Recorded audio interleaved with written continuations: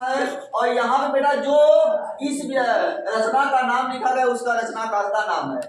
तो आप लोग देखोगे बेटा, जो यहाँ पे खड़ी बोली की प्रथम रचना बेटा किससे माना जाता है? खड़ी बोली की बेटा प्रथम रचना जो मानी जाती है बेटा, गोरा बादल की कथा, जिसको किसने लिखा? जटमल ने लिखा है।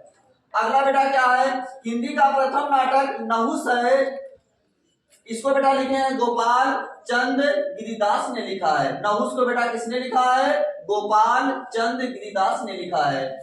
अगला बेटा हिंदी का प्रथम उपन्यास किसे माना जाता है? ये बेटा मोस्ट इंपॉर्टेंट है। ये क्या है?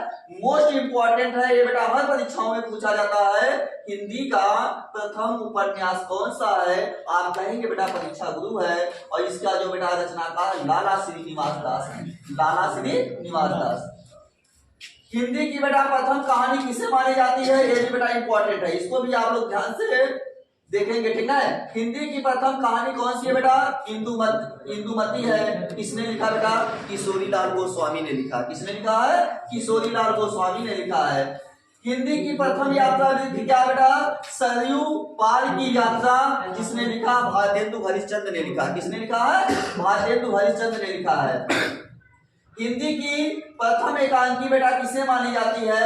पृथ्वीराज की आंखें, जिसने लिखा बेटा? डॉक्टर रामकुमार वर्मा। और आपको पता है कि बेटा डॉक्टर रामकुमार वर्मा को एकांकी का जनक कहा जाता है। एकांकी का जनक किसे कहा जाता है?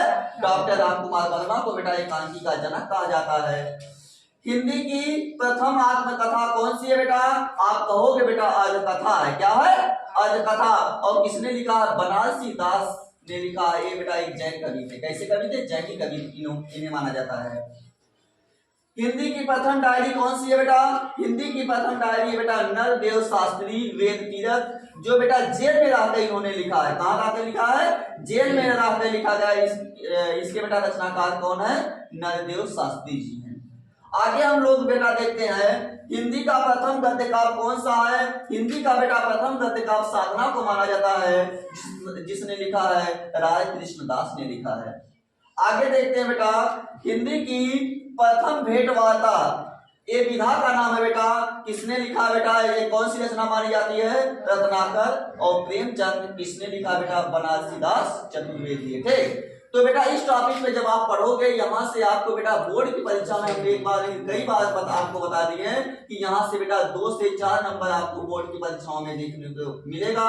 ठीक। इसलिए बेटा आप लोग इसको अच्छी तरह से लिख कर याद कर लीजिए। आपको